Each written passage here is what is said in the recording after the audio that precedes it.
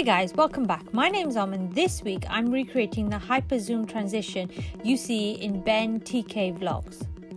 To do this, you'll need to record in several different locations and make sure when you film you keep a note of which direction you're going to keep the continuity between the videos. Rounding up, roughly you'll need at least 17 videos to get at least 10 seconds worth of footage. Once you've got all that, open up After Effects and import your footage. Start by placing each video clip in the order you want them to feed into. Once I was happy with the placement, I've changed the colour of the layers by clicking on the coloured square here and changing it to one of the presets. This lets me group the clips and keep the track of them. Next, right click on the first clip and click Time, enable time remapping, and this will place 2 keyframes on the layer.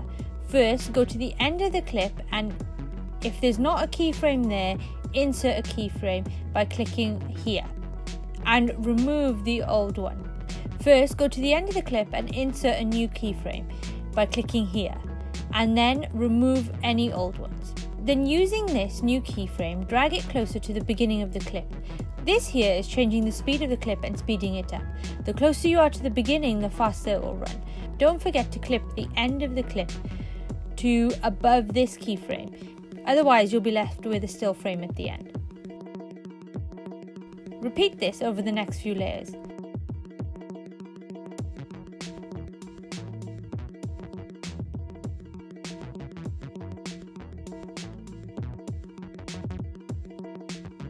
It's starting to come together. We can make this transition better. Starting from the top layer, go to layer 2 and move it 2 to 4 frames underneath layer 1.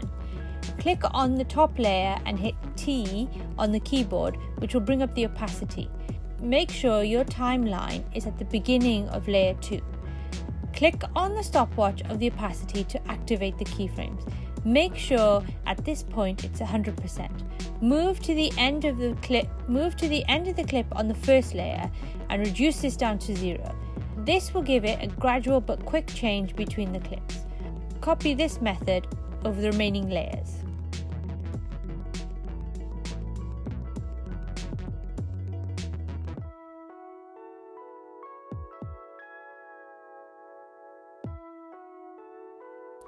Okay, it's much better, but the last thing we need to do is add motion blur.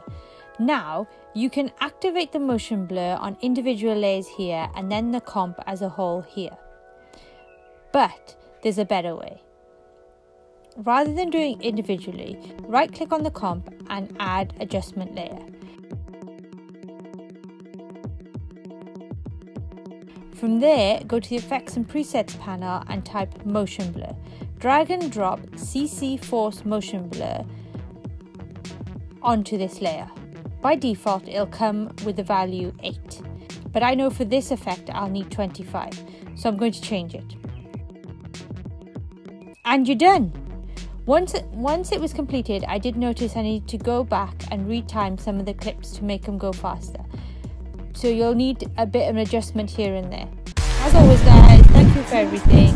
Hit the like and subscribe button and leave a comment if there's a tutorial you'd like me to do, and I'll see you next time.